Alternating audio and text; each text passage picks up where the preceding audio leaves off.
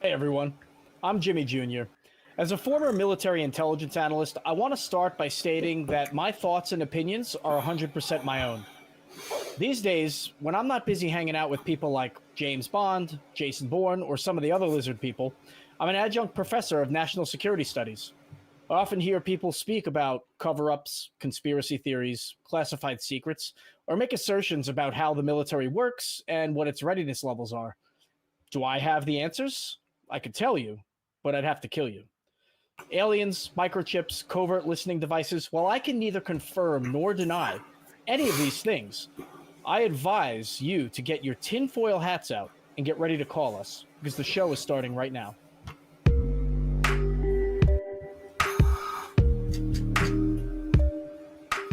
Hello, everyone, and welcome to another episode of Truth Wanted. I'm afraid to say too much. I don't want to get killed. Well, just watch your mouth, Kelley. Watch it. I am your host, Kelley Laughlin, as Jimmy just mentioned, and this is a live call-in show that we do every single Friday night at 7 p.m. Central Time, where we talk to people about what they believe and why they believe it. And if you'd like to talk to us about that kind of a thing, give us a call right now at 1-512-991-9242 or through your computer at tiny.cc/calltw. Truth Wanted is a product of the atheist community of Austin, a 501c3 nonprofit organization dedicated to the promotion of atheism, critical thinking, secular humanism, and the separation of religion and government. And my very special guest today is the one and only Jimmy Jr. from Talk Heathen. Hi, Jimmy. How you doing? Hello, sir. How are you? I'm doing great. I am doing great. I'm so happy to be here. But more importantly, how are you doing? I'm doing great. I for some reason, I have no idea why. I've been feeling sunny and flowery all day long. Yep. There you go. Excellent choice in tie tonight. Again, you know, people have been sending them to me, and this was another one. I wore Starry Night one day on a show, and somebody sent me sunflowers. So hey, Van Gogh. That's really cool. That's going to make me think about what I can do to get free stuff. Yeah, I never intended it. Honestly, it's just something that happened. I am really looking forward to tonight's show. I've been doing a lot of trying to drum up calls this week, so we'll see if I did or not. And I was really hoping to talk about NDEs and reincarnation today, because I have talked with people about that quite often this week. So, but before we get started and do anything else, I want to do the results of last week's We Want the Truth, or WWTT, as we sometimes abbreviate it around here. And last week we asked what not to say when you are firing someone. And here are some of our favorite answers. Number 3, from Alexander KTN. I'm not sure, but what not to say when you're firing someone? Thoughts and prayers. Ugh. Oh, that would be horrible. You know, the funny thing about that is thoughts and prayers is something that people say to comfort each other. But if somebody was firing you and they said that to you, you would be so offended and pissed off. I think nobody gets comfort out of that. No, it's kind of like adding an extra FU onto the end of it, isn't it? Yeah, honestly. Right. Yeah. And number 2, Miranda Rensberger. Hey, Miranda, you're fired. So now that I'm not your boss anymore, you want to go on a date? Yeah. I feel like being a boss and employee in some situations wouldn't stop people from dating, which I think should be frowned upon in the workplace. That's just me. Yeah, I when I was younger, I dated somebody at work, and I learned my lesson and never did it again. So, but our number 1 answer comes from Jason Techlord from HR. Roses are red, violets are blue. Your boss caught you with his wife, so he's firing you. Thanks, Jason. Jason is a member of our crew. Does Jason pick these? Well, he got number 1, so I'm starting to think. I'm asking. I think there's a conspiracy here. That's why I'm asking, but that was good. I got a good laugh out of that. And our prop for next week is, what is an inappropriate thing to say to a psychic? Jimmy? I think something inappropriate would be, and this is also a way of maybe seeing how good the psychic is. What color are my underwear? That I think would be inappropriate to a psychic, right? So I thought a lot about this all week, and the best answer I could come up with are you divorced and did you see it coming? Ooh, yeah, that'd be rough. Some people can see it coming anyway, right? They don't have to be psychics, but yeah, I mean, where do you draw the line on psychics? What are they expected to know, and what are they not expected to know? Why don't they win the lottery? I think the key word there is expected. Right. Okay. Because I think that most psychics would actually know they don't know anything, right? So it's what the person who's going to the psychic would expect. Does that make any sense? Yeah, I guess so. Each psychic has their own, I guess, connection to whatever it is. I don't know. I've gone to a psychic. Have you? Yes. Yeah. You got to remember that was the world that I came out of. I didn't come out of Christianity. I came out of all the New Age stuff. I always say New Age is one word, New Age, so it rhymes with sewage.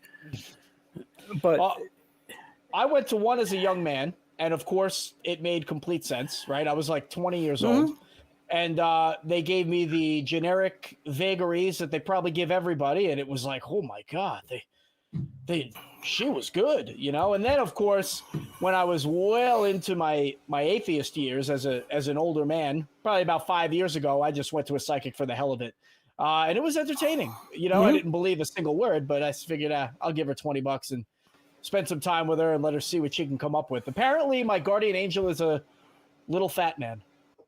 Oh, no kidding, huh? Yeah. So I don't know. Maybe I got a little white guy that followed, like Casper. Oh, I was really? told. Yeah, like a little Casper guy. So, well, if Christianity is true, we all have some white guy creeping up around us, don't we? Yeah, I guess.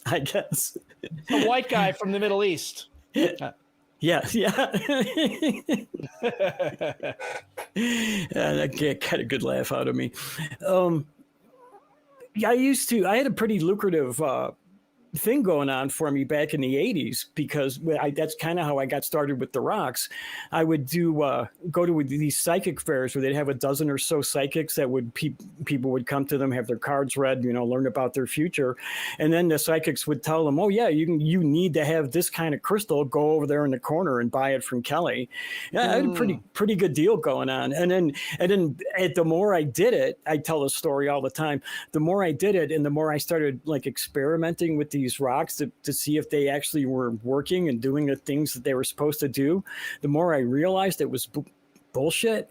And the more I hung out with the psychics when there was nobody else in the room with the psychics, the more I super realized it was all bullshit.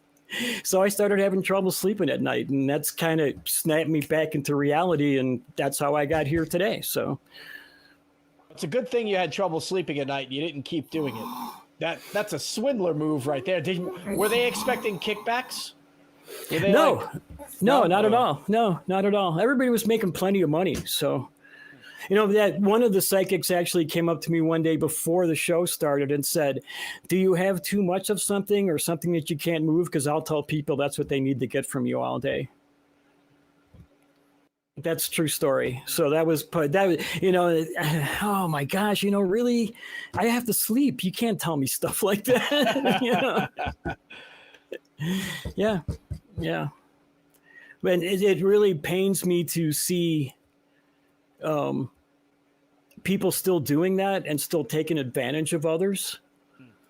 If that makes any sense. Yeah, they don't do it with rocks necessarily, but that's going on everywhere, isn't it? Right. They're selling you a dead guy who's coming back for you. That's all. I used to read tarot cards and charge money for it myself. So, and then I stopped doing that. But when I started doing it, I honestly believed in it, for a while, but then it, again, you start following up, you've done it for your friends, so you can do follow-ups with your friends, and it ends up just being bullshit. So it might give you a different outlook on a problem in your life because you just talked to somebody about it who might have mentioned something you hadn't thought of. And I think maybe that's the best benefit of something like a tarot card reading or going to a psychic. It's just getting a different view of something that's going on in your life that you might not have viewed in that way before because you're looking at it through your own lens. Does that make any sense? No, it makes perfect sense. Sometimes I worry I sound like Abe Simpson. Abe Simpson. Is that Homer's father? Yes. You don't sound anything like Abe Simpson. You don't sound like Abe. But I will say, that I hope people aren't going to psychics after they have a positive experience looking for therapy. That's what that reminds me of, or that's what kind of where my head went.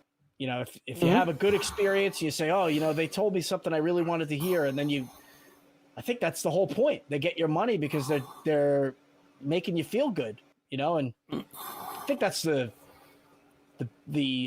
hook for religion. That's how they get you. That's how they reel you in, if you will. The social benefits, the warm and fuzzy, Yeah.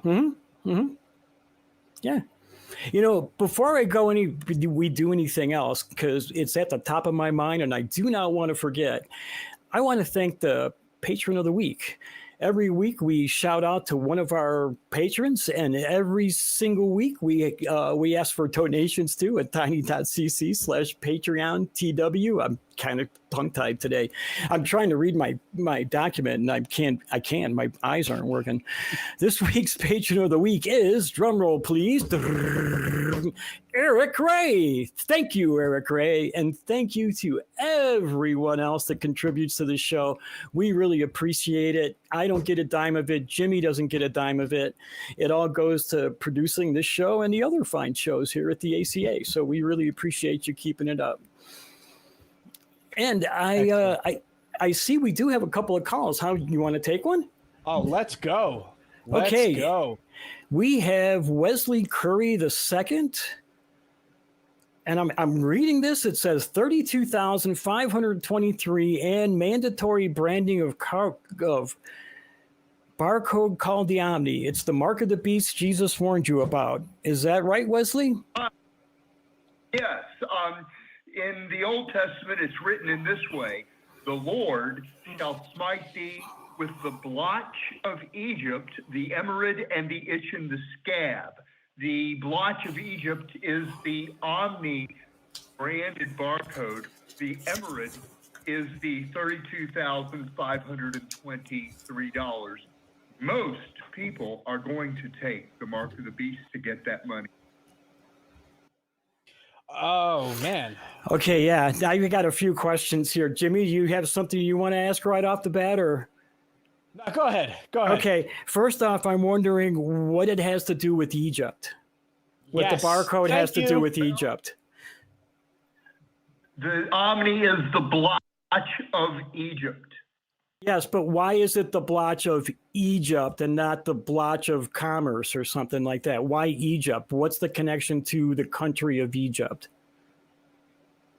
Well, Satan will be cast to the earth soon. And but that doesn't answer my question about Egypt, though, does it? Let me finish my answer. Okay. He will meet with the Egyptian Emirates, the Emirate, and he will get them to do something they have never done before. You see, you and I have been buying gas for how many years? 50 years? All right, slow down a minute. Slow down a minute, Wesley. Slow down a minute, okay? First off, I have some more problems here. Egypt is not an emirate. Egypt is not where the oil comes from. So we're off in two different ways already. So we need to rein this back in and try to do this in a better way, a little bit slower, and examine each thing that you're saying, please. Now, why do you?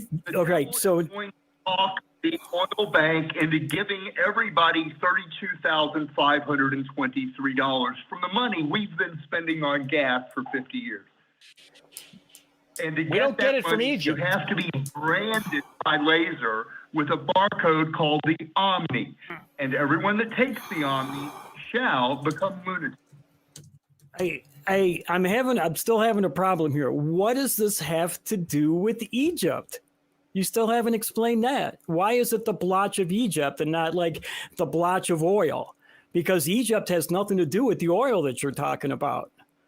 If we're going to get $32,523, it's not going to come from the Egyptians.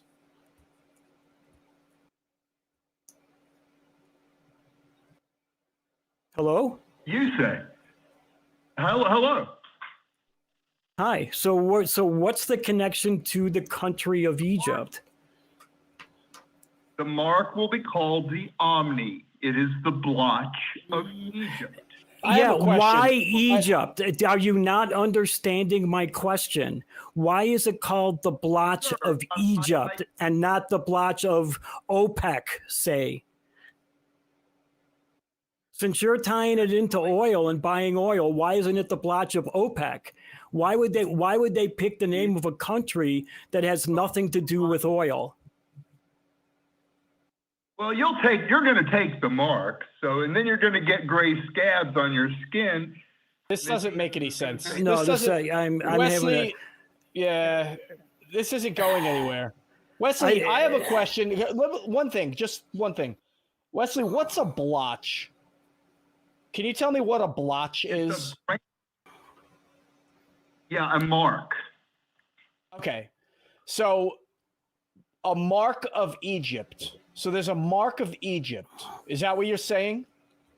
The Omni is the mark.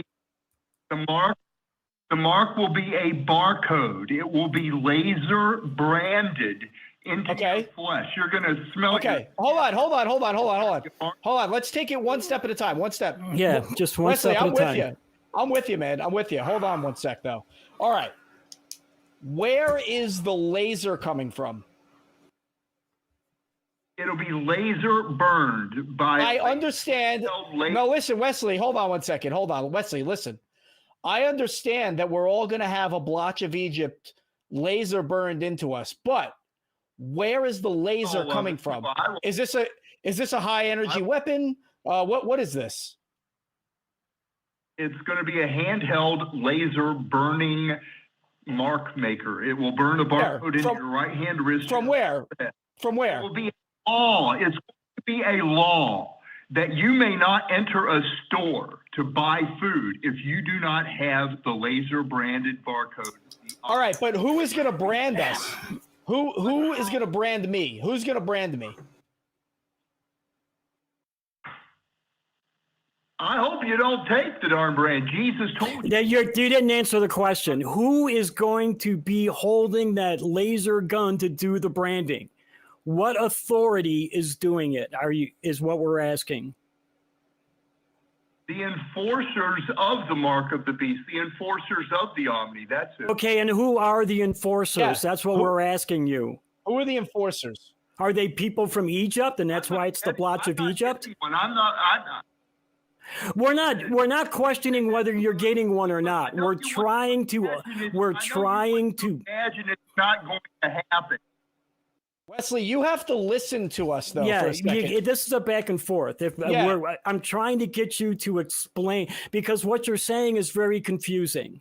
And I'm trying to get answers to questions to explain it so that we and the people watching the show can understand what you're saying better. So if you can please answer the simple questions that we're asking you, because you seem to be quite the authority on this and know a lot about it. So please share the information so that we can understand better.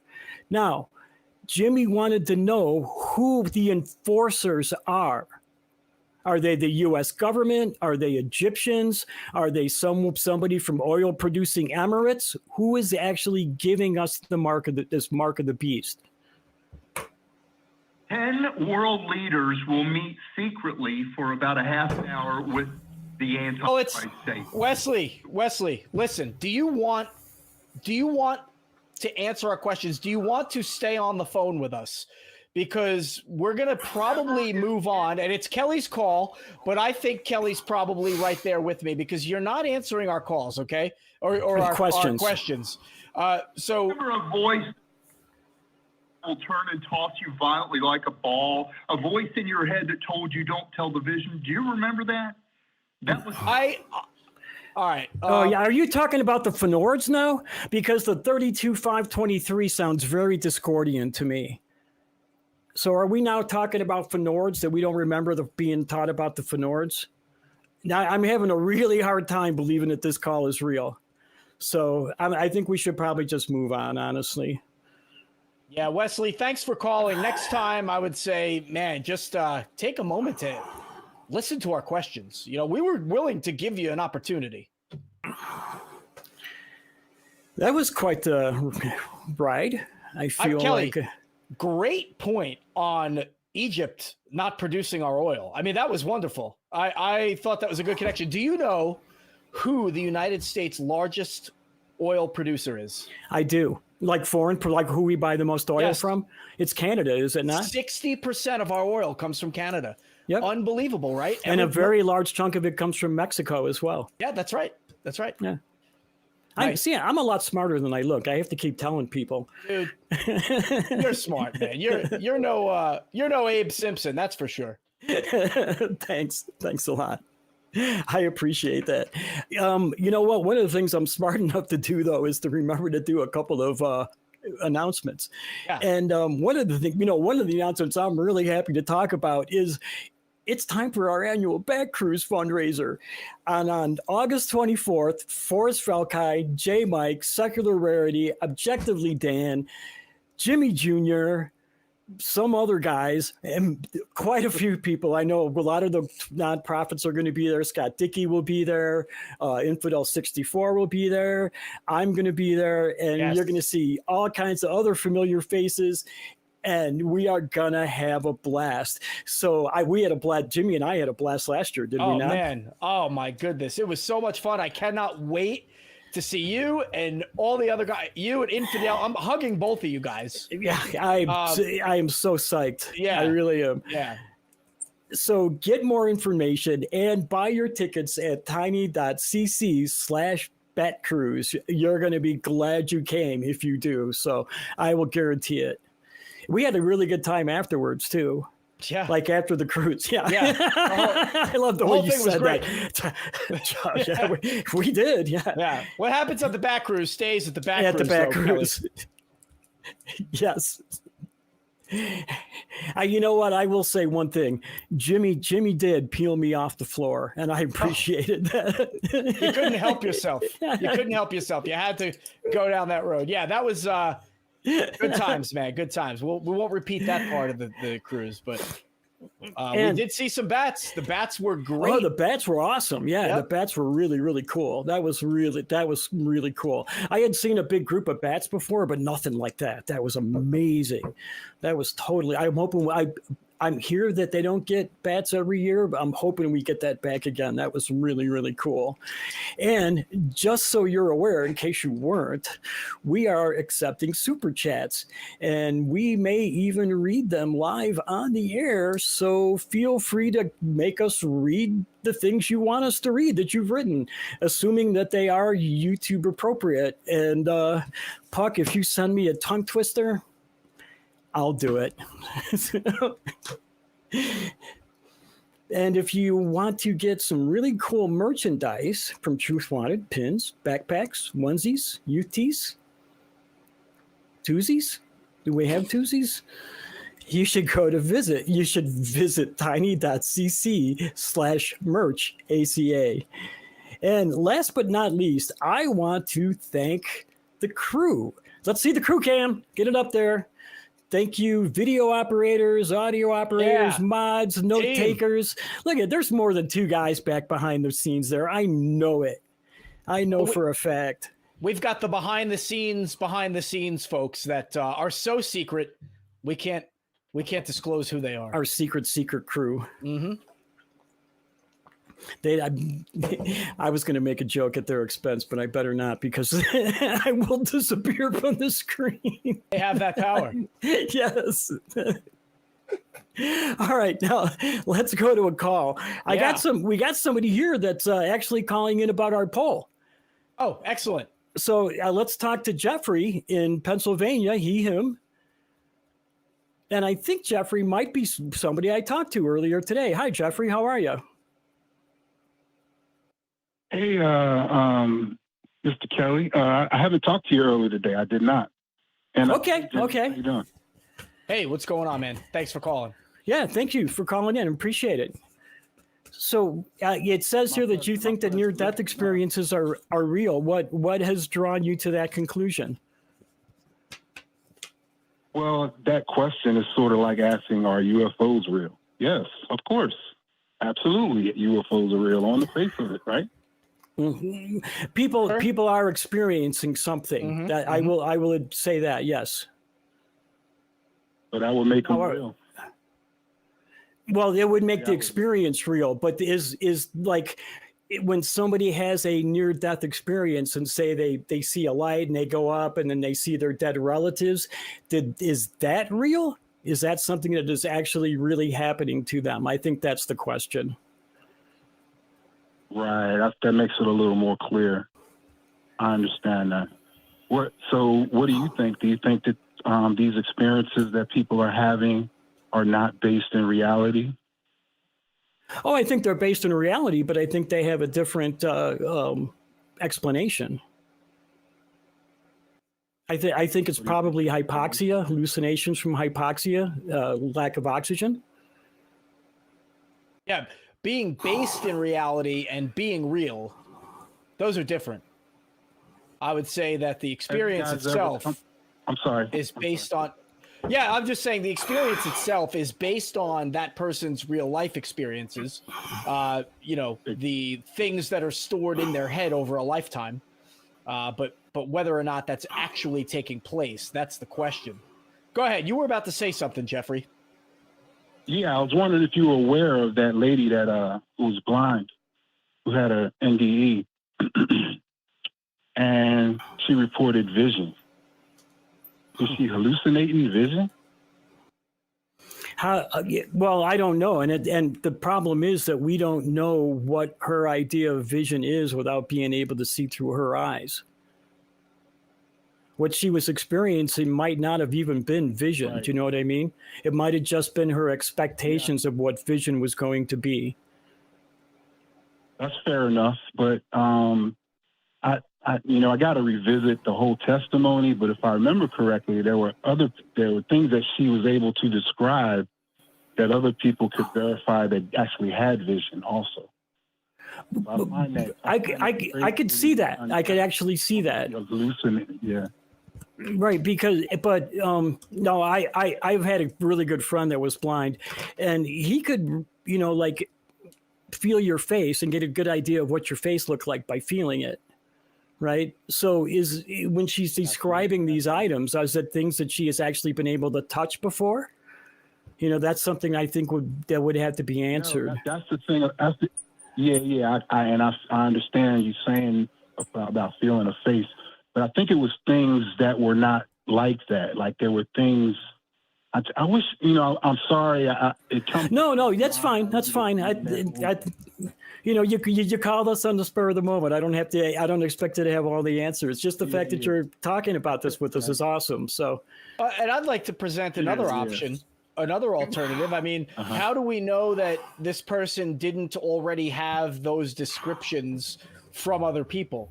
You go a whole lifetime absorbing information, and sometimes things get lost that you end up remembering later. Anybody who is not blind can experience that. But if look, I'm not calling her a liar, and I'm not saying that I don't want to delegitimize her experience, if you will. But I mean, there are ways that our brain works that we can't quite understand. And she may have picked up a description of something that was accurate, something that exists in the world, and had a description of it already, and was able to recite that after abnormal brain activity. So there's an option as well. Yeah, for me, this is Kelley, right? That was Jimmy you were just talking to. I'm Kelley. Oh, Jimmy was the one that was just talking. Yeah, that was just Jimmy talking. It was in the voice.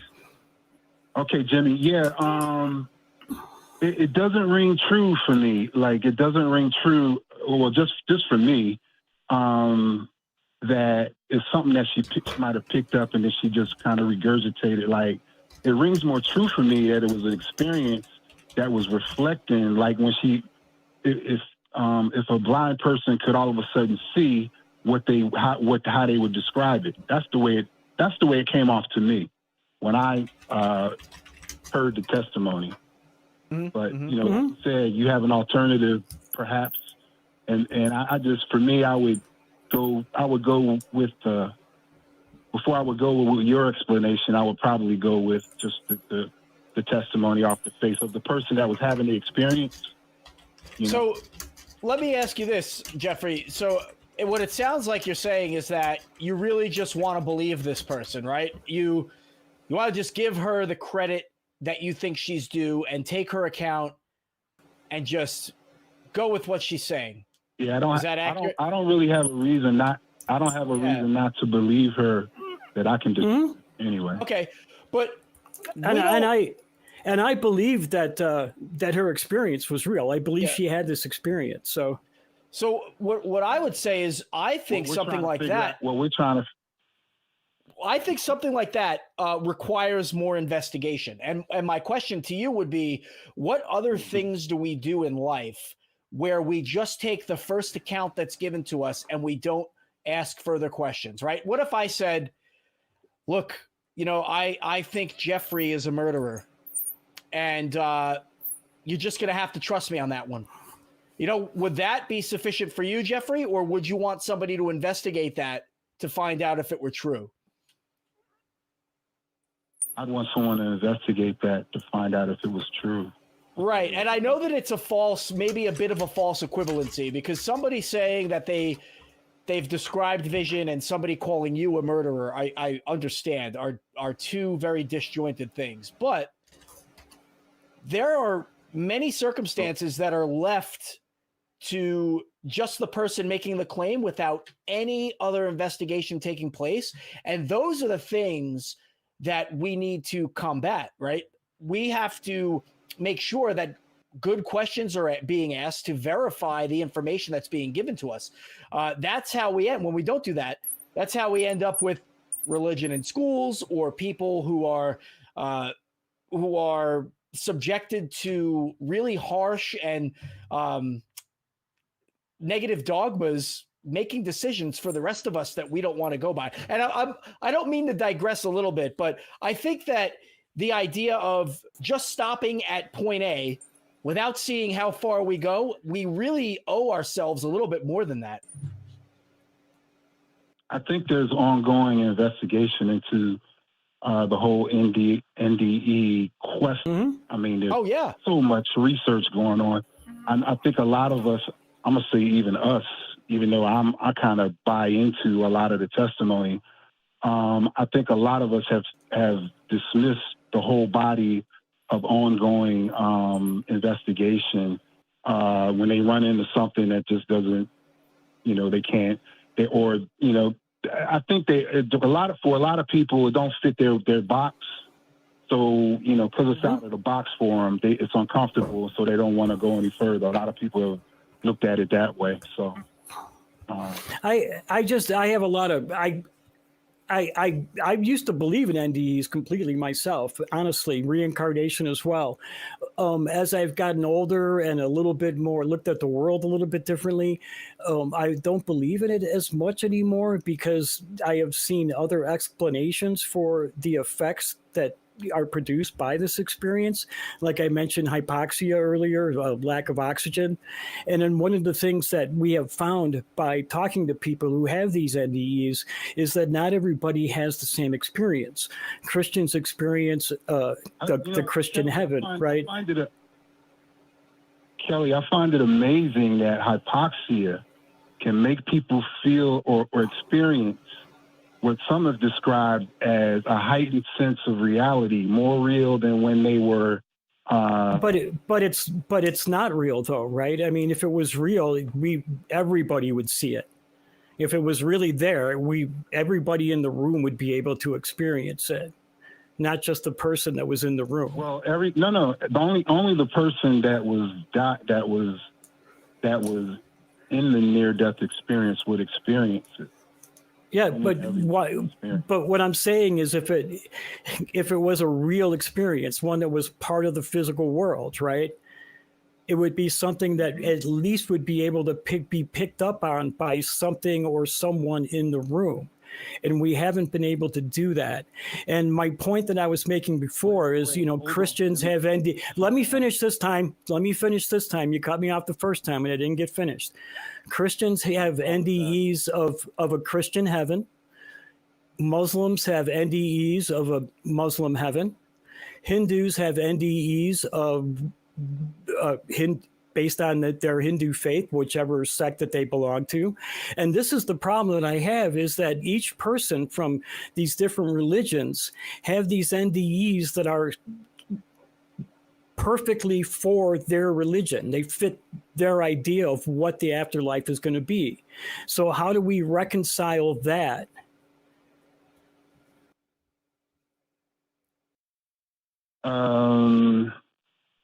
The reconciliation of the different, like a Hindu having a Hindu experience, Christian having a Christian experience, other religions having other experiences, is a separate issue to whether or not the experience is real. I don't think. No, it's not at all. It's not at all, because if we're having this vision of an afterlife, if you don't think the religion is important, that means that there's many afterlives. And is that what you think, that you just go to whatever afterlives you get thrown into because of what you believed in all your life? Or do you believe that there is one afterlife? And I think that's an important distinction here. So religion is very important here. Yeah, I'm not saying that religion is not important. That's not what I'm saying. I'm trying to focus in on whether or not the experience of the NDE is in fact a part of reality. That's what I'm trying to focus in on. Right, and that's why that's what I'm asking. Do you think that there's more than one afterlife? More than one type of afterlife? Mm-hmm. You do? That could be real, could it not? I don't know. I'm asking you. Do you think that there's more? Basically, is there more than one heaven? I wasn't asked if I was a theist before I took the call, but I am a theist and I happen to be a Christian. Okay. And Jesus said that in his Father's mansion, which is really the king, or in his Father's kingdom, there are many, in his Father's mansion, excuse me, I misspoke. In his Father's kingdom, there are many mansions, or another translation is many dwelling places. So okay, but you still can't get there except through Jesus, right? Get where? To that heaven. The only way to get to that heaven is through Jesus Christ. Everybody gets there through the same way. They die. That's how they get there.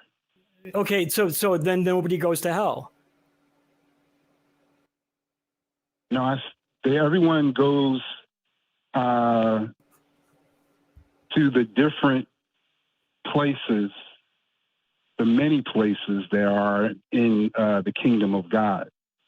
Okay, so I have a question. God determines that. God determines that where they go. So let me ask you this: where you and I go.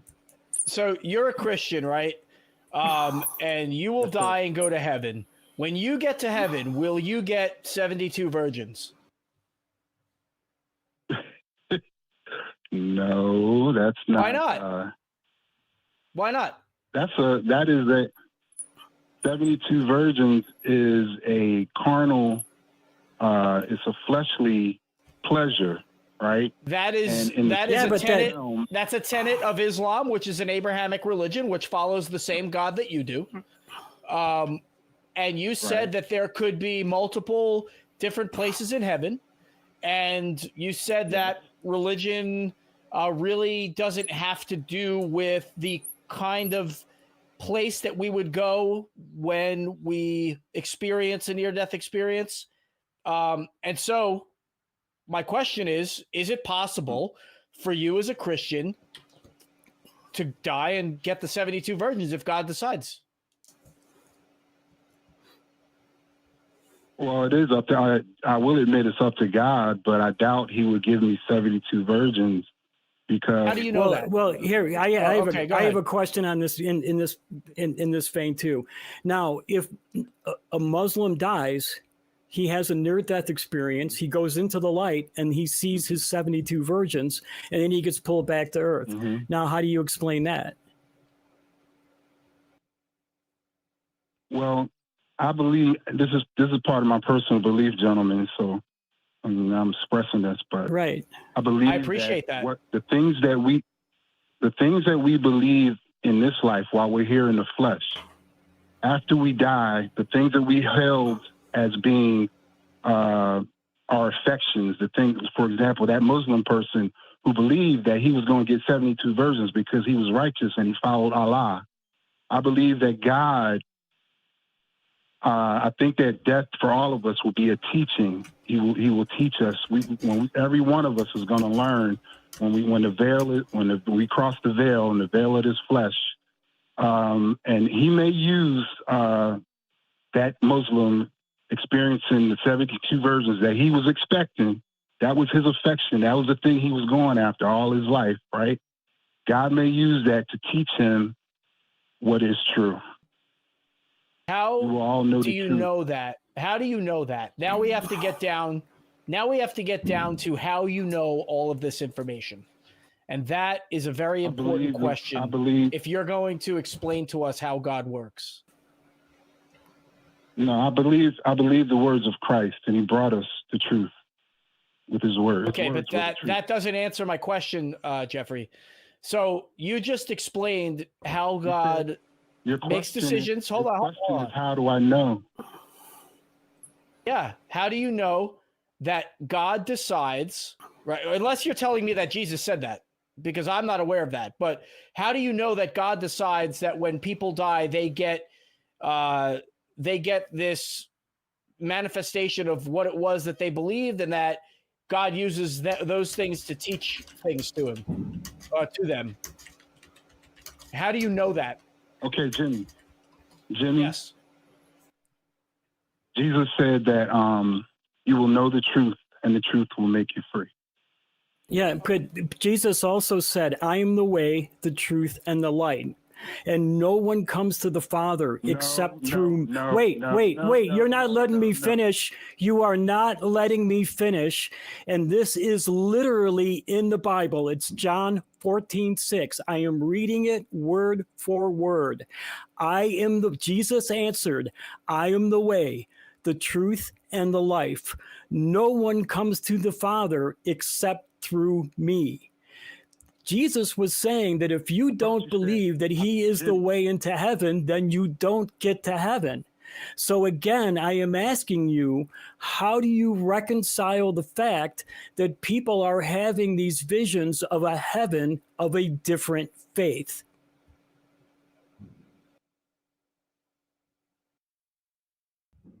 Because they can't have a vision of heaven if they don't, of the Christian heaven, the one you believe in, unless they accept Jesus, according to Jesus. Okay, I was interrupted. I don't know. I think I was interrupting Jimmy, and I apologize, Jimmy, because I thought you said he was the way, the truth, and the light. No, I said I was the one that was saying that. That's Kelley, and I did say the life. I'm the way, the truth, and the life. No one comes to the Father except through me. Right. So if you don't believe, so if as you say, the Christian God was showing these people of other faith a vision of heaven to match their faith, they couldn't have even got there to begin with because they didn't believe in Jesus to get there. That was the point I was trying to make before. Well, And Jesus told his disciples that the way that when he was about to die, he said his disciples were like, "Well, where are you going?" He said, "Where I'm going." He told them that he was going to die, and he basically told them, "You're going to follow me." And basically, that's the way that all of that's not answering my question, though. yeah, it's not answering Kelley's question, and it's not consistent with what you were saying earlier, which is why I asked how you knew. So you're telling us that we will know the truth, and then you're telling us all about God's truth. And I want to know how you know that, but I also want to know, building upon what Kelley said, in you knowing the truth, part of that truth is that God decides what afterlife people are going to experience. At least that's what I took from what you were saying. And Yeah. I'm just wondering, how That's do you true. know that? And is that the truth you're talking about? And then how did you come upon this truth? I know by faith in Christ's word. That's how I know. Okay. But Okay. that's not that, and that might be good for you. And hey, if you're a good man and you're doing what you got to do to contribute to society and be a good person and not beat anybody down, I appreciate that. But there are people that are not. There are people that are not like that, and they use this religion to claim that they have the truth, and this is the way that society needs to function based on what they say, and that's not a good thing. And so that's why we have to pick this apart. And you haven't provided any evidence that anything you said, is truthful, while it may sound good to you. And so that's kind of the direction I was trying to take this. You're saying that there will be a truth, that we'll all know the truth, and then you're telling us exactly what that truth is, but I can't really get to how you figured that out. So that's really what I wanted to highlight. Kelley, I'll kick it back over to you. Thank you for giving me so much time. Jeffrey, I really, really, really want to thank you for calling us. I mean, I've had a really good conversation with you. I hope you don't feel like we were beating up on you or anything like that. Not at all. Not at all, man. Cool. Awesome. I always hate it when I make people feel that way, so I'm glad I didn't. I do have a lot of other callers, though, and not as much time as I wished I had. So if you don't mind, Jeffrey, I'm going to move on. And I'm so glad you called. Thank you so much. And please feel free to call back again when I am hosting or when I am not hosting. We have a lot of other good hosts here that would love to talk to you. Okay? All right, man. Good day, gentlemen. Thanks care, a lot, Jeffrey. You are awesome. I appreciate it immensely. Yeah, I always love having somebody, be nice and have a good conversation like that. That was great. You know what was great about that? I don't think he called knowing what he was wanted to talk about. He just started talking. He said, "Okay, well, here I am. Let's have a conversation, fellas." And that's what happened. And it was great. It was a beautiful thing. We have so many calls. This is awesome. You're looking at the calls. Who do you want to take next? Let's see. I'm going to take Seabass. Okay. All right. Cool. Sounds good to me. All right. Seabass, him from California. We got you connected there. Hi, how are you? Great conversation I was listening to just moments ago. That was great. Good. I kind of identify with your previous caller, Jeffrey. I'm sort of a similar personality. Okay. That's good news. Cool. So it says here that you believe some people may have near-death experience and life after death. So what do you exactly believe, and why do you believe it? Well, I believe that everybody has experiences that they can't get other people to accept. I have those experiences. I don't expect anybody to believe what I've experienced. And a person who's had an NDE, near-death experience, I've never had one. My experience tells me otherwise, that when you're out, you're out. Like if I go in for wisdom teeth, they put me on sodium pentothal, and I don't remember a damn thing between the time they stick that needle in my arm and the time I wake up. I kind of consider that to be the experience of death. So, but that's just me. That doesn't mean that some of these other people, you know, I also can't explain human body combustion, instant human combustion. Those things Spontaneous combustion? people, yeah, that's it. Spontaneous human combustion. Nobody can explain that. You can't explain it scientifically or any other way, but it happens, and nobody has an explanation for it. I think that you've got some things are just going to make you scratch your head and wonder. And this is one of those things. That NDE, what happens after you die, is a big question. My personal belief is you're knocked out until Jesus brings you back later on in the future. But between the time that you die and your spirit leaves you, there might be a period of time between the cessation of life in the body and the spirit leaving to go back to where it came from. And in that interim, you might experience something. So that may be the NDE that we're talking about, where the spirit is leaving and then it gets called back at the last second. So they have this NDE. That's a possibility in my mind. Okay. Jimmy, you want to start this one? Sure. Well, you said your personal belief is that people are just waiting for Jesus to come back, right? But is that really your personal belief, or is there somewhere that you got that from? Like, is that external to you as well? There's probably very many people that believe that, right? Or is it just a personal belief?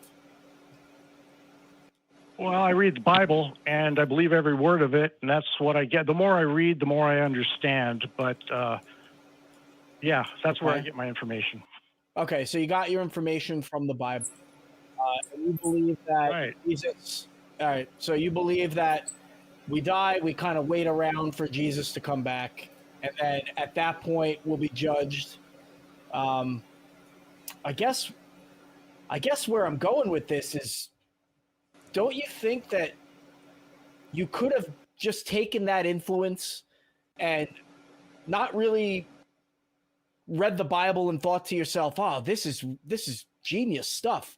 Because if you can't really believe everything that's in the Bible, can you? I mean, can you believe that there was a talking snake in the Garden of Eden? And, you know, can you believe that Satan only killed like 11 people where God killed like hundreds of millions?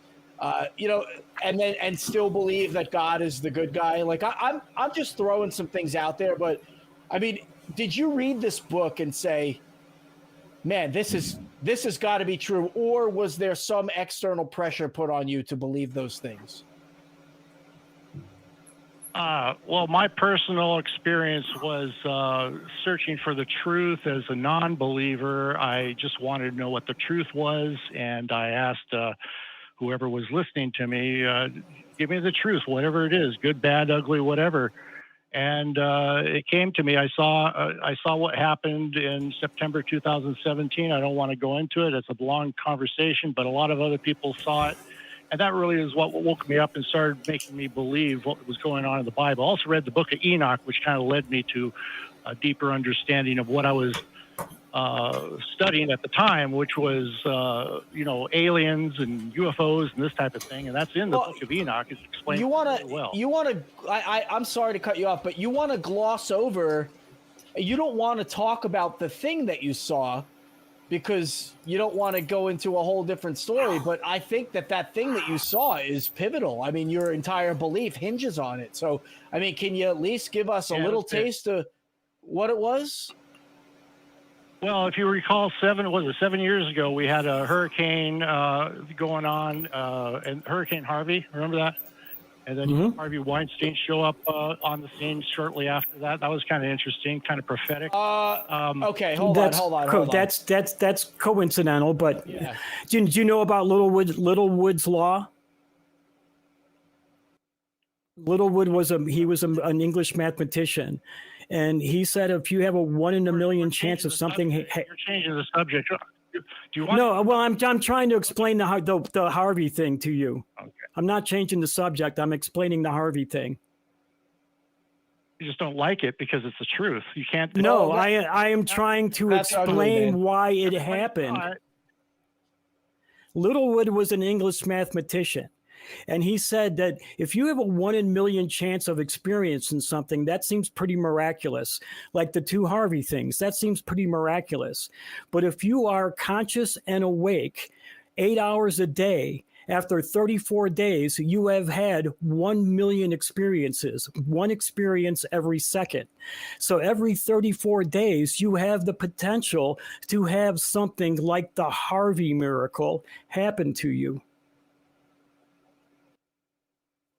Well, that's just you're explaining away what we all saw happen in front of us. No, I'm explaining. I am explaining a mathematical law that explains why coincidences happen. And a lot of people see these coincidences and they think they're miraculous, but they have the potential to happen every 34 days to each person. And I'm sure you've experienced, you're writing something, and as you're writing out a word, you hear somebody say the same word as you're writing it out. And we have experiences and coincidences like that all the time. And that's a very, very good explanation for the two Harveys. That's nothing unusual. Two Harveys, that's nothing unusual at all. That was my point. I get interrupted whenever I'm on something. This is a common thing that happens. People. No, you want to know what a common thing is that happens? And I'm sorry, Kelley, I'm going to mute Seabass for a second. You want to know what a common thing is that happens? It's that when we start trying to dissect people's arguments and not let you gloss over things, people start accusing us of mistreating them, and we're not mistreating you. You know, we're going to stop you if something's inconsistent and try and make sense, or if something doesn't make sense, try and make sense of that thing so that we can move on in the conversation. Now, you just tried to tell us that your entire belief system hinges upon one event or two events that coincided with each other. Kelley gave you an explanation for it, and you lashed out at him. And that's not fair. You know, you called our show, and I think we've been very hospitable to you. So I'm going to unmute you, and hopefully we can just kind of continue without that kind of thing. All right, so Kelley was explaining something to you, Seabass, and what do you think about that? You didn't like what I was saying, so you muted me. All right, that's it. Goodbye. Now I don't like what you're saying, so you're gone. I mean, we didn't invite you to talk, and we were very nice. There was no confrontational there. You decided to have a persecution complex. And at that point that you decided to pull that persecution crap, you're no longer here. I'm sorry, I'm not going to deal with people who are immature. Okay. All right. You're welcome. That's I'm just not going to deal with that. Okay, next up, we have David from California. Him, says he hasn't had any near-death experiences, but couldn't say if they were real or not. So why is this? Here we go. Sorry, I clicked the wrong button. That was my bad. Hi, David. How are you? Sorry about that. Oh, hi. Sorry. Okay, I was already talking. That was my bad. I gave you a false start. That was me. Sorry. Okay, that's okay. First, I just wanted to say I was kind of nervous because I never called a talk show before. So just bear with me. We're pretty nice to people. We're not that bad. Okay. And well, just that. I'm the type where I feel like I lean towards spirituality, I guess, but I'm not really hard-nosed about it. There are times where I've been atheistic in the sense that just a belief in God or anything spiritual would like kind of confuse me, and it would kind of get in the way of just kind of practical things I have to be doing in the present moment. So I had to kind of put it aside basically and not really think about it, but I never really came to a conclusion, therefore it's not real. It's just that I had to put it aside. But as far as near-death experiences go, because I have never had any of the experiences that are claimed people who have had them, like I couldn't say if, they're real or not. But it seems like just because I haven't had that experience of it, it doesn't mean it doesn't exist, and I don't like discount another person's testimony of it. And as far as testimonies go, it's kind of an interesting thing because me being inclined towards spiritual stuff, even though I don't always like to think about it too much. I've always, like, on the internet, on YouTube, they have a bunch of videos on all sorts of stuff. I remember coming across videos that would come up about near-death experiences. I never once even considered clicking on it because I never thought it would be legitimate or like this is how I could trust this person in any way. It's just someone talking. I ended up clicking on one video of a man describing his near-death experience, and he was coming from an atheist background. He did not believe in God, and he had a near-death experience. And to me, it seemed realistic. The way he was describing it and the way just like, say if you're reading someone, and I could be wrong, I'm not saying that,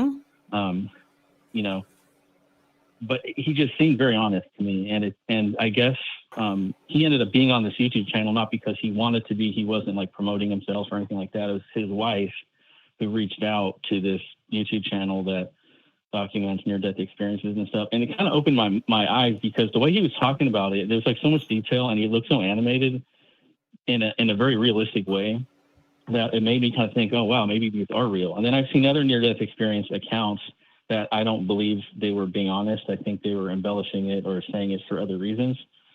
But that's pretty much all I wanted to say. I just noticed that I think kind of issues between people who have different beliefs is that when people start making claims of like what other people should believe in, I think that's kind of common for like Christians, people who identify as Christians. It's like they're kind of notorious for putting their own beliefs onto other people. And that's, I think, the real issue. So that's kind of how I see is any sort of belief, or is that when people start saying, oh, this is kind of a universal claim of how things are, and then it could cause people to get, aggravated in some way or another. But yeah, and even, so I hope that I haven't said anything inappropriate. No, not at all. You were great. Yeah, no need. You were great. You can calm down, not be nervous, because you were freaking awesome. Yeah. Oh yeah. So yeah, I agree with you. I think that a lot of it is, I have actually heard of atheists having these near-death experiences before too, as well. But I still have to wonder: is it just the wild imaginings of a dying mind that's lacking oxygen? So, and I'm sure that these experiences do seem very real. I have had hallucinations myself that seemed very, very, very real, but I can't prove that those things actually happen. As far as I know, they were just hallucinations. Now, if I didn't understand the background that was happening to me at the time, I didn't understand some of the science of what was happening to me at the time, I might have thought that these hallucinations were in fact physically real and not just a mental manifestation. So I could totally understand that. I don't have a problem disagreeing with that at all. Jimmy? I think there's also another aspect that we should take into consideration, and that's not just the hallucinations caused by hypoxia, but what about the brain clinging to its survival instinct? I think a lot of afterlife accounts are created because humans have this need to continue on. And, I've heard different hypotheses about the brain just creating a space that you will go to upon death, or at least where you think you're currently going, whether or not you're dying. And so I wonder, is there some kind of innate response that the body will kind of have a knee-jerk reaction to enact in cases where the body is starting to shut down or the brain's starting to shut down? And I think that these kind of biological explanations are worth more investigation instead of resting our case on, well, it could be true. Because like Kelley said earlier in the call, a lot of these near-death experiences have to do with what the person believed throughout their life, and to the point we were making, how often do you see Christians having a near-death experience where they're getting 72 virgins or vice versa, and so I think that's really important. But anyway, yeah, I thought you were great. Thank you, David. I mean, no reason to be nervous at all. And good job. Yeah, awesome.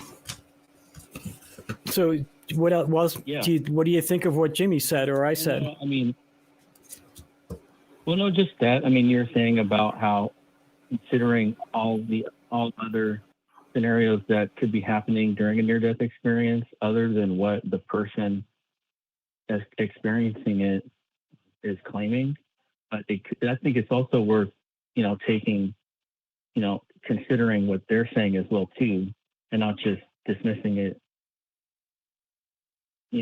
Not just automatically dismissing it.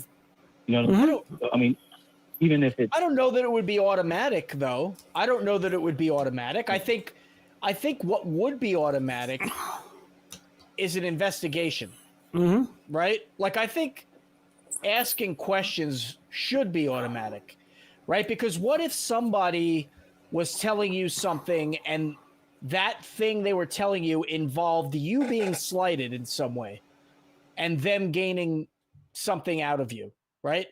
Then that loses legitimacy. Or do you not investigate that and just trust them? Because that does happen. What about, people who say, hey, I'm the only person in this group of people that can sleep with the females because I am the, who did that? David Koresh, I think, in his little cult, right?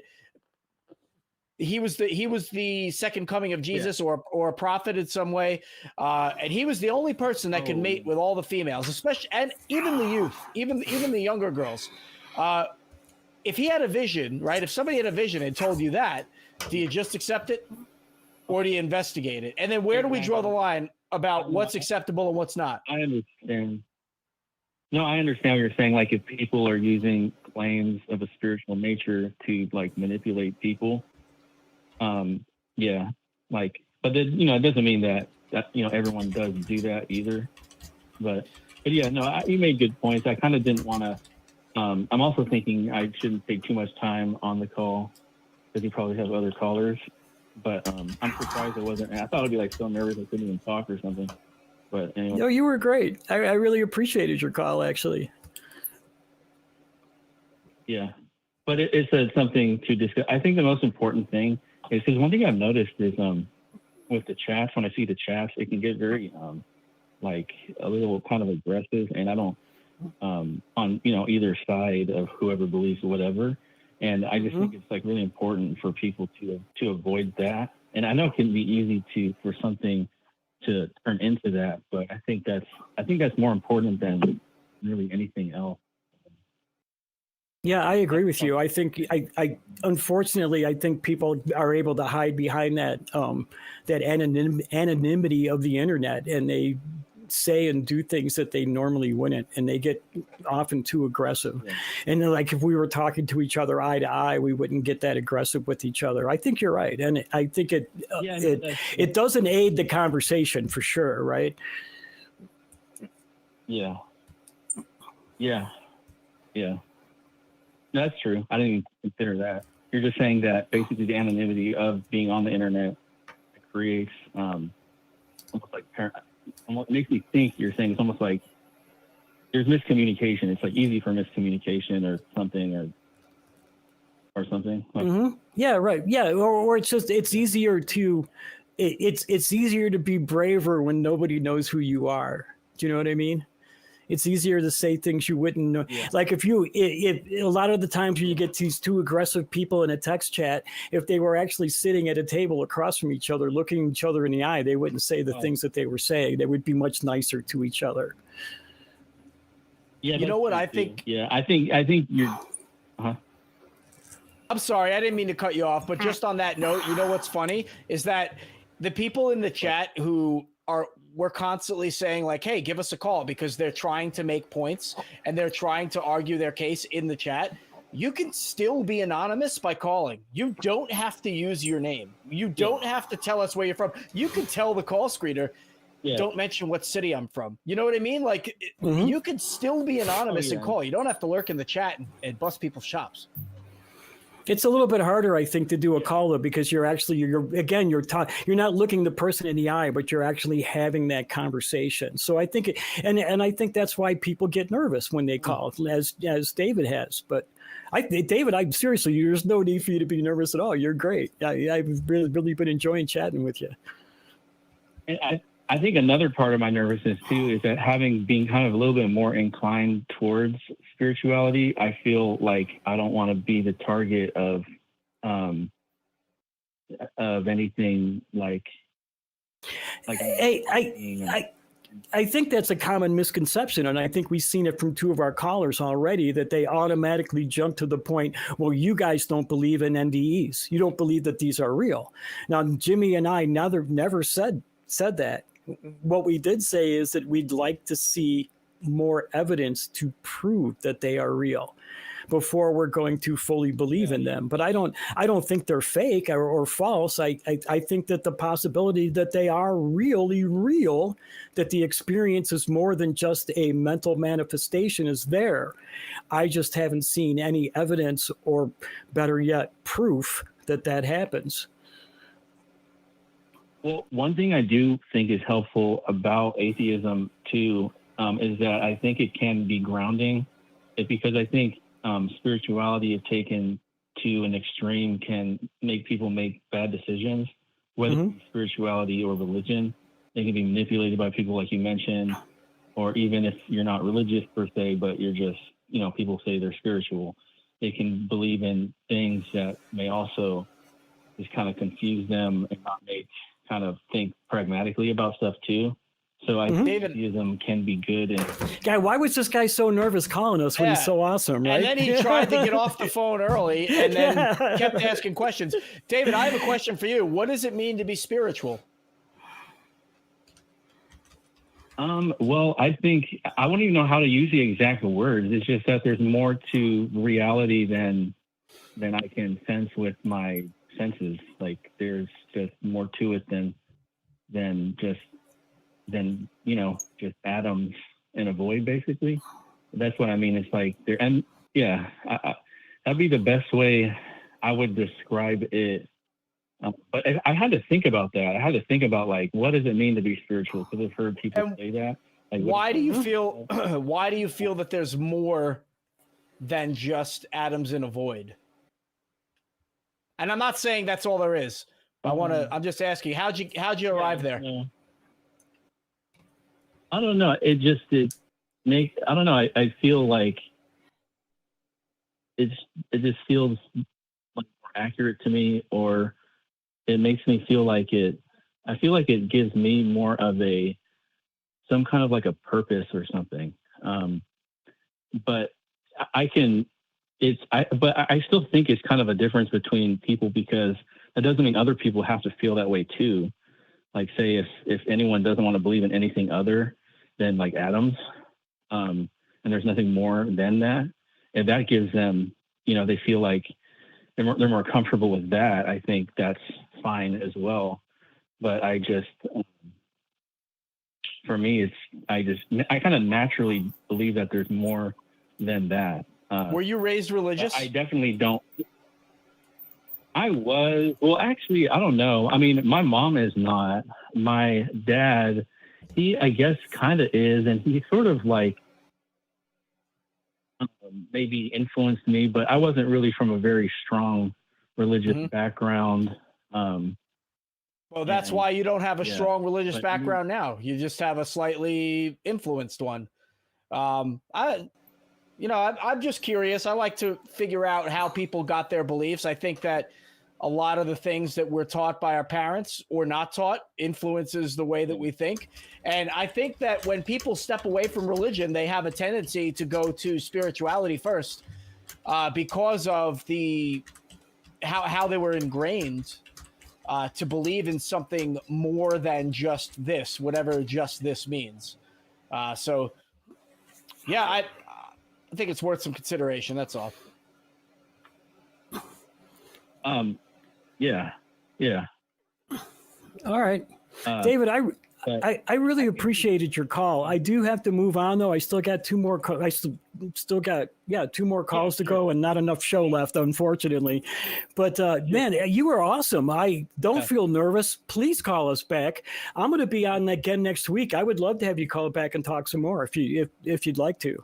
I don't know. And- I don't know if I should be revealing this, but Kelley asked me to call in. You can reveal that. That's fine. Cool. No, yeah, you can reveal that. You're That's still cool. called. That's great.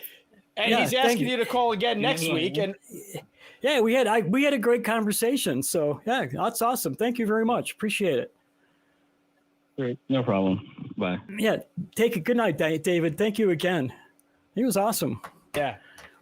You know, we've got a super chat. Oh. I've been kind of dreading it, but I'm gonna go ahead and go for it here. You know what? Let me wet my whistle here first. What's in that mug? Straight vodka. No, You're going to there need it isn't. for this one. Rhubarb Barbaras, Barbarian's Beard Barber, by Barring Burberry, Bartered Barton Barty's Briar Beer Barley. Whoa. Whoa. Woo. Everybody backstage is clapping.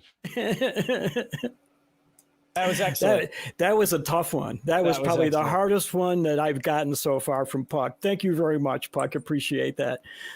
That was a well spent $5. Yeah, that was good. Puck's awesome. That's what I hear. Yeah. Well, No, don't I know. believe that. I've known Puck for quite a while. Puck and I Oh. started volunteering at the ACA right about the same time. Oh, cool. So yeah, way back in the day. Okay, we got two more here. Let's go with Coyote Boy. He's been waiting longer. Coyote Boy, they, Texas, remote healing would be so easy to prove if it were true. Hi, Coyote Boy. How are you? I think so. I hope you are well. Kelley, yay science. Yay science. Yay, science. I'm not familiar with Jimmy Jr.'s work, but I loved your work on Bob's Burgers. Did you? I've heard. I've heard. And you know, Jimmy Jr. is not my real name. So I picked it. And then after I picked it and started calling myself that, I learned that there was a character out there. And so it was too late to go back. But Well, Jimmy Jr. is real enough, though. At least it's authentic. At least there's a real Jimmy Sr. it's a bit of an in joke. Okay, let me get right to the point. Yeah. Remote viewing. Remote viewing would be so easily proven if it actually happened. I agree. I mean, we would never need to stick a camera up our butthole if remote viewing was a thing. It's like, and it's still incredibly popular on the crazy channels. Yeah. I don't. Were you? know Yeah. how to debunk Were you that. triggered by getting a camera there? Is that why you're so angry?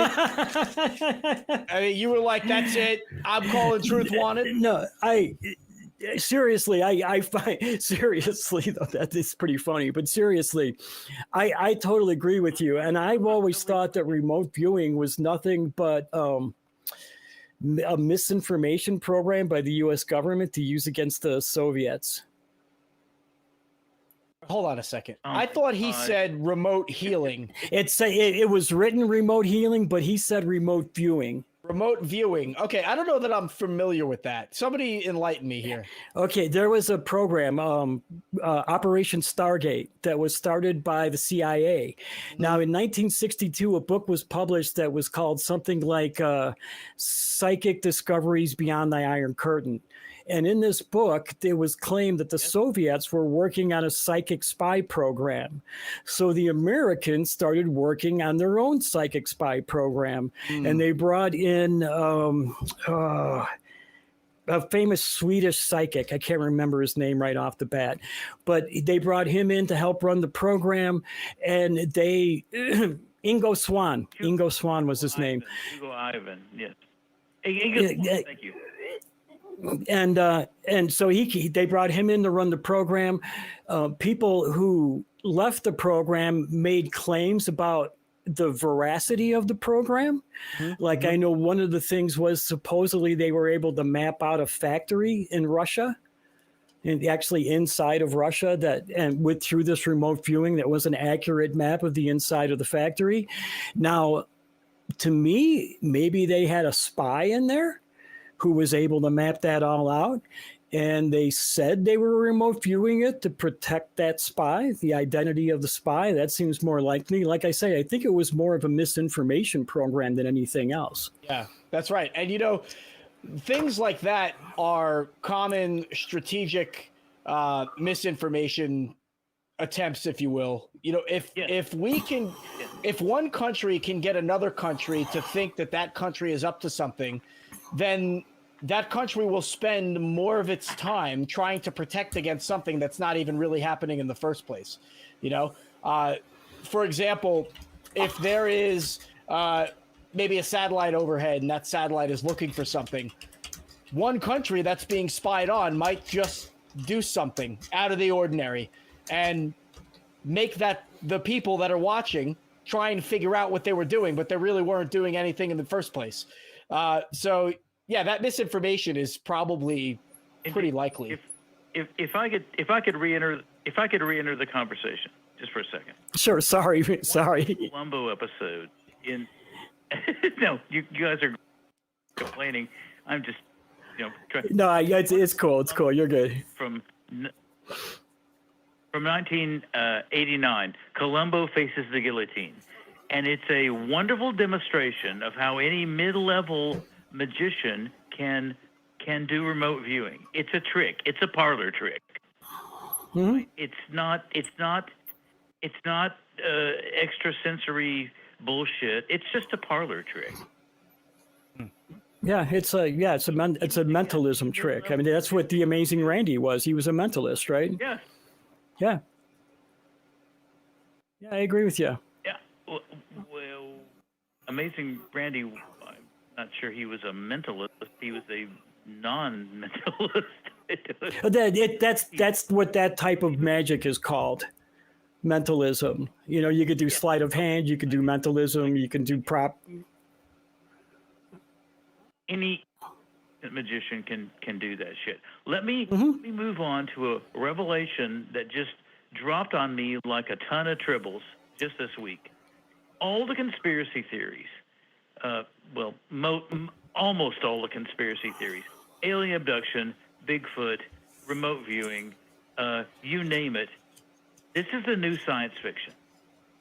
I'm legally blind, and I've spent a lot of time the last few years looking at classic sci-fi stories. Most of them are horrible. They're really awful, but they have two things in common. We have to explain how we can communicate with the aliens, parentheses, telepathy, and how they can get here, parentheses, faster than light travel.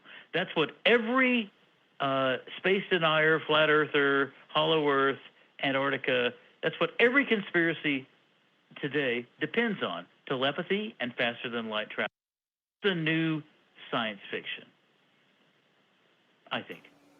Yeah, that's a good interpretation. I could go along with that. I'm not going to say you're right, but yeah, it's right along the lines of something that's very plausible. So I have a really weird idea about conspiracy theories myself. I have always thought that the conspiracy theories were the conspiracy. They're being spread by people to keep us not trusting our government, because there's been several attempps for corporate takeover of the United States. I have thought the same. I have thought the same thing. I like that idea. In fact, I'm working on a sci-fi novel in which conspiracy theories are the conspiracy. Yeah. There's been several corporate attempts to take over the government of the United States in the past. Go look it up, everyone. And if every time they were stopped, Teddy Roosevelt stopped him, his cousin stopped him, and they stopped him every time by using the government. And if people no longer trust the government, they take the power away from the government, then the government's not going to be there to stop the next corporate takeover that happened.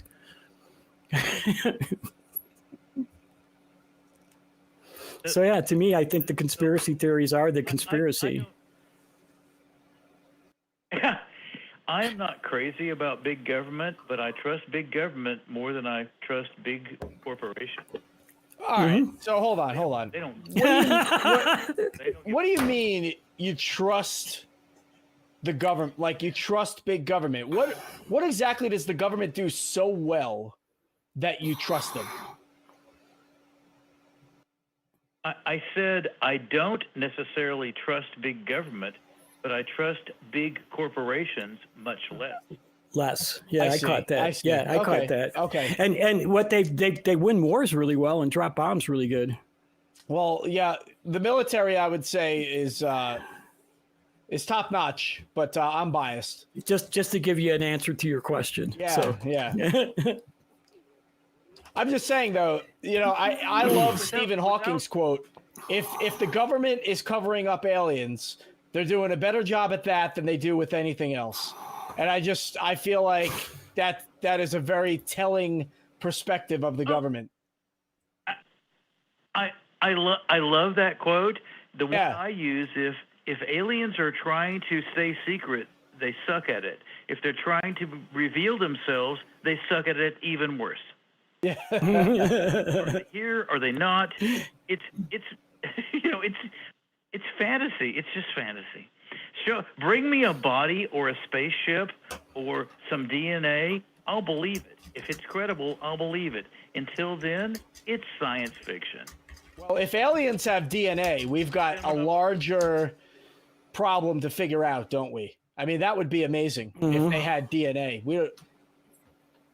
So, something to think about there. Well, presumably they would have some code that allows them to reproduce. That's a big presumption. That's a big presumption. We don't know that. It's a big presumption. It's a big presumption also that there is other intelligent life out there. We don't know that. We can't we can't demonstrate it. It could have been wiped out in a war or a plague, or it could have only happened once here on Earth. We don't know that. Yet millions of people are convinced that there are thousands of other intelligent species out there. No proof. No proof. Yeah, a lot of people are. Coyote boy, thanks for calling, man. We're getting near the end of the show. I got one more call I want to give a few minutes to, although some of our listeners might not want me to.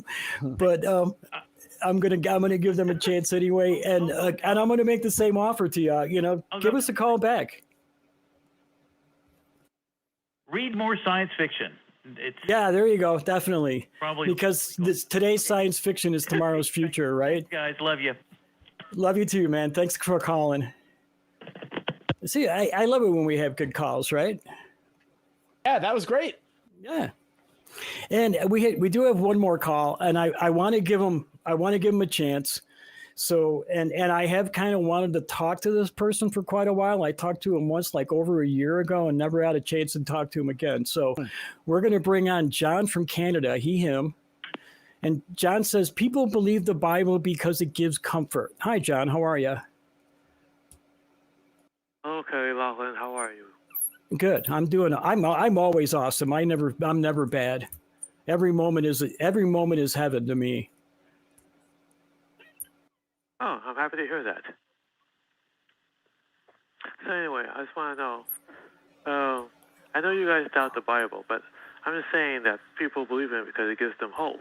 And sure. They also believe it because, it also gives them a meaning to their lives. Because the alternative would be believing that we're here by random accident with no purpose, no direction. I don't know anybody. I don't even know any atheists that believe that. So I don't know where you would get that idea at. I don't know anybody that believes we're here by a random accident with no purpose, or that seems like a really horrible way to live. I totally agree. Yeah, and so I don't. But so why? Now, so that's why I don't understand. I understand that, yeah, people do believe in the Bible because it gives them comfort. Yes, I agree with that totally. People believe in the Quran because it gives them comfort. People believe in the Upanishads because it gives them comfort, right? But that doesn't prove the veracity of any of those things. That is true. You're completely correct. Yeah. And I think that's one of the things that we as atheists we want to know is if we're going to put our belief into something, we're going to commit ourselves to that. We want to be able to know that what we're committing to is the truth. I I totally. It's not having no purpose. It's just reserving our opinion on a subject until we have proof. And it's just one subject. It's not like we don't run our whole lives off of that one acceptance of a God thing. So why do you think people believe something without any evidence whatsoever? I'd like to know. I didn't say evidence. I said proof. There's a big difference. Okay. Well, what's the difference between proof and what's the difference? I want to know. Well, you can give bad evidence. You can have bad evidence. Evidence doesn't mean proof. Evidence is something that is given to you to try to make a point, but it might not make that point. As opposed to Evidence is thrown out in courts of law all the time because it's bad evidence. I think it's really important for atheists in particular to stop using the word evidence and start asking for proof instead. So what would you consider proof?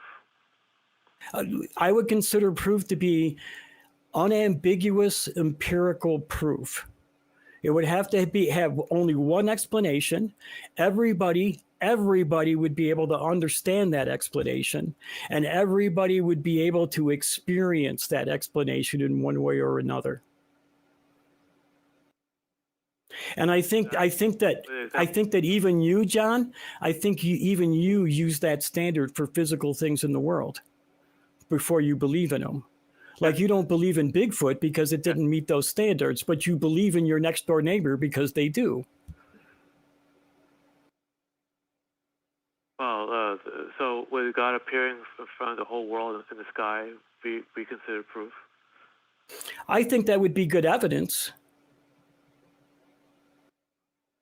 But you still wouldn't believe it. I said that would be good evidence. One thing that I think would be like really good that might prove it to me if you want a particular incident.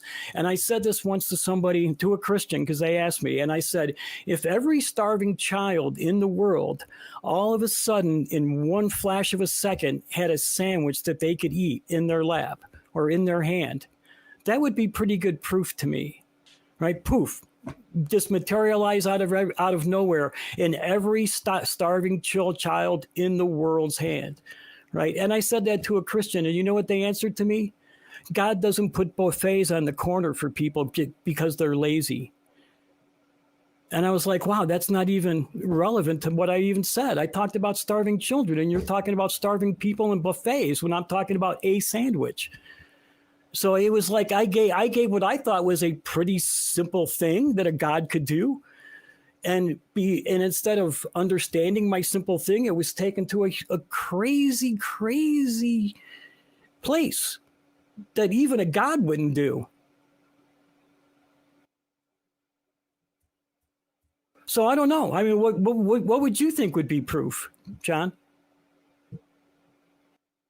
Okay, well, proof for me would be to see something supernatural, something that's unexplainable. For instance, if all of a sudden it was raining up instead of down, or if night turned into day, or if the ground opened, or if God Himself stood right in front of me. Wait, so if you saw.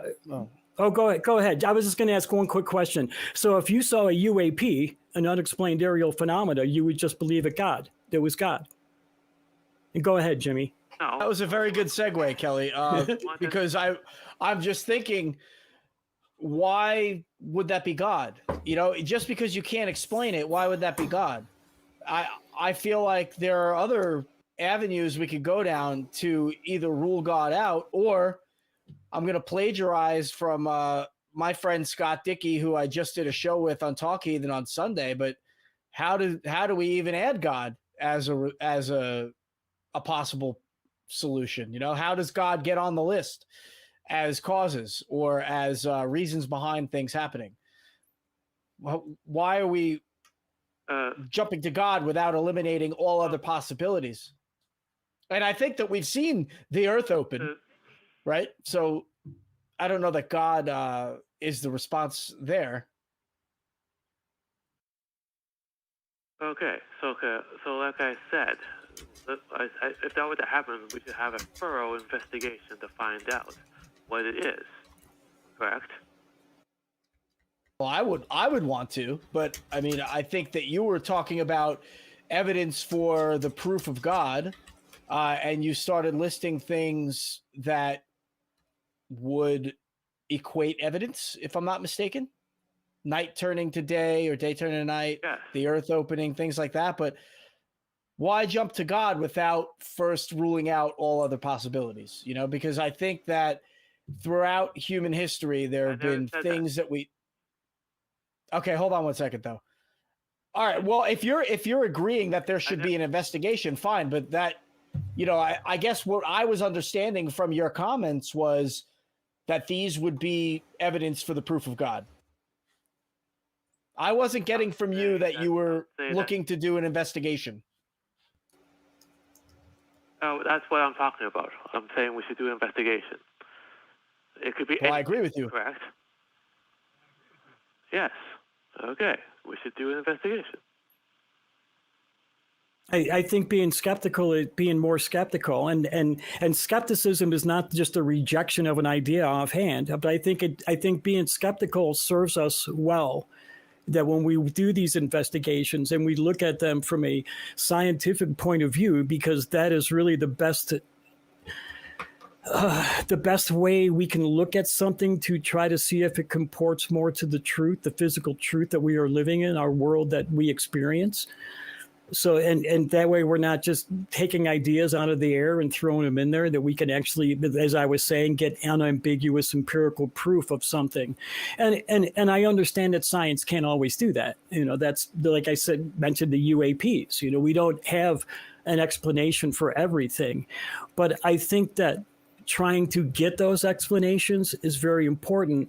And I think it's very important also to reserve judgment until we have those explanations. Does that make any sense to you, John? It makes perfect sense to me, because you see, I want to know the truth, whatever the truth. Mm-hmm. Good. I'm glad this has been a really good conversation, John. I'll be honest with you. I was a little worried about taking the call because of some of the past calls, but I think we're having a really good conversation right now. I agree. I totally agree. I love it when we have good conversations like this. Yeah, John, I'm sorry if I misunderstood you. I wasn't tracking that we were kind of in agreement. I thought you were coming from a different perspective, but yeah, I appreciate that you want the truth and you called Truth Wanted. That's what I appreciate. Yeah, totally. And I appreciate that you took the time to speak to me, because just like you, I want to know the truth. If it is God, I like to know that. If it isn't God, I want to know that. All I'm interested in is the truth. Thanks, John. I appreciate that. I did say I was going to take a little bit of time out to talk to you. We actually ended the show 8 minutes ago, but I really wanted to have this conversation with you, John, and I'm glad it went so well. And I'm going to be hosting again next week. How would you like to call me back and we can pick it up from here? Well, we'll see, gentlemen. Okay. And I think it's pretty funny that you call me a gentleman. It's obvious you don't know me that well. So thank you very much, John. I appreciate your call. You too. Okay, bye-bye. Bye-bye. Well, that went really well. That went like unbelievably well. So much better than I thought it would. I really actually appreciated John this time having that call with us. So, wow. Awesome. I don't remember any contentious calls with John. I don't know. Maybe. Oh, you know? No, I don't think so. I mean, I know the name John from Canada, but I can't remember exactly what else was talked about with him. But this was great. Cool. And boy, that just flew by. I had such a great time. We had a bunch of great callers. I had a great guest today. Just awesome. Thank you. No, Jimmy, I love hanging out with you. I think it's been pretty apparent. I really do. I really like hanging out with you. Feelings mutual, brother. Thanks a lot. I want to thank you again for being here. And where can people find you, like next week, say? Oh, next week. Well, I will be on the nonprofits next week. and we have got a great lineup going. So you we do. Yeah. We have me, you, Eli Slack, and we've got a new face, don't we? Yes, we do. Yes, we do. And I always say, if you want to, I can't remember his. I'm sorry. I thought you were going to save me there, but I can't remember his name. Rob, right? Rob. Yeah, it's Rob, but it's Rob something was the part I couldn't remember. It was like no, Rob. I think he's just using a first name. That's why you couldn't remember it. Oh, okay. You know how some of our hosts just use one name, so I think that's why you didn't remember it. Yeah, and, I was sitting here trying to think, and I'm like, it's not coming to me. But yeah, I'm drawing a blank because it is a blank. Just Rob. Okay. Yeah, and I always say, if you want to see the future stars of the ACA, you really should watch Nonprofits. It is the flagship show of the ACA. Right. And I honestly think it's probably the most socially relevant show the ACA produces too. So, tune in. It's a great show. I want to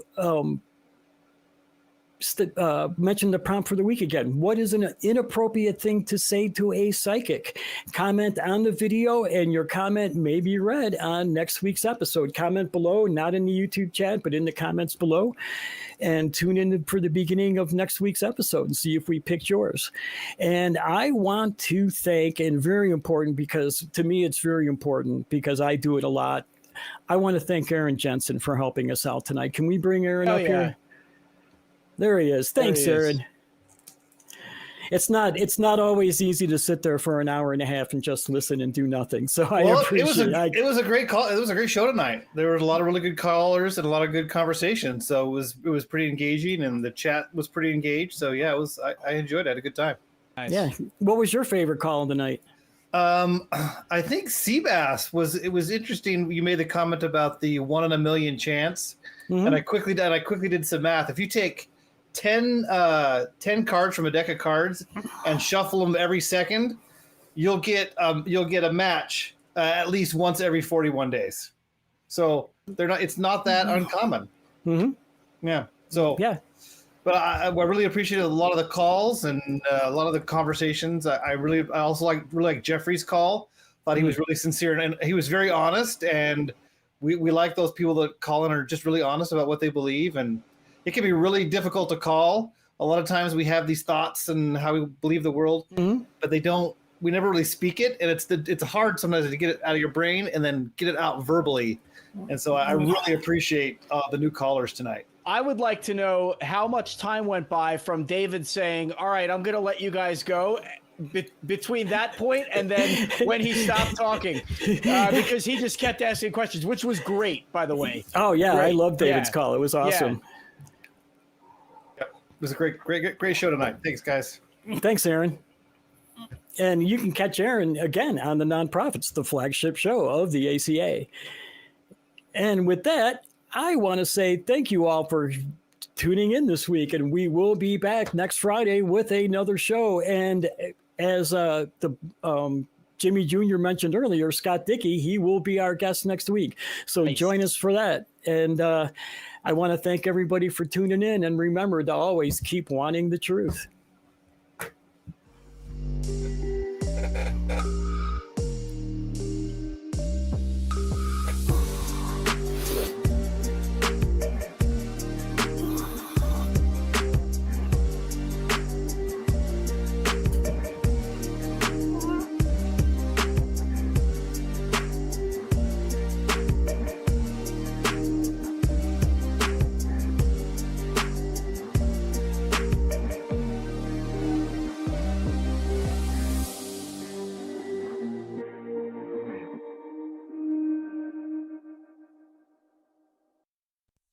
Watch the Nonprofits and join the hosts in the live chat. Visit tiny.cc/YTNP.